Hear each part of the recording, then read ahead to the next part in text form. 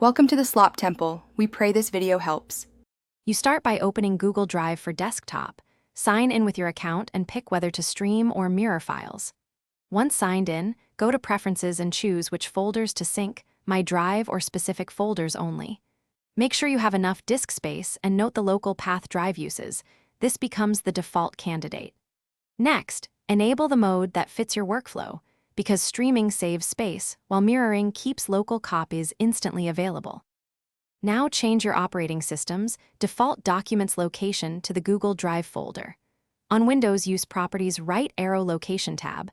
On Mac OS, use Finder right arrow Preferences or Move, and set iCloud/Drive as the new documents location. Select the folder inside Google Drive that you synced earlier and apply the change. The system will move or redirect files depending on your choice. Make sure Drive shows files as synced. Finish by testing. Save a document from Word or Pages to Documents and confirm it appears in Google Drive Online. If you don't see it, open Google Drive for desktop, check sync status, and restart the app. Sometimes restarting the computer resolves path conflicts. Also verify folder permissions and free disk space. If apps can't write, change ownership or free space.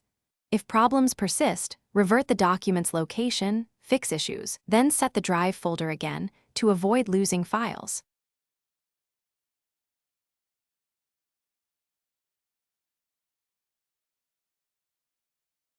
Thanks for watching.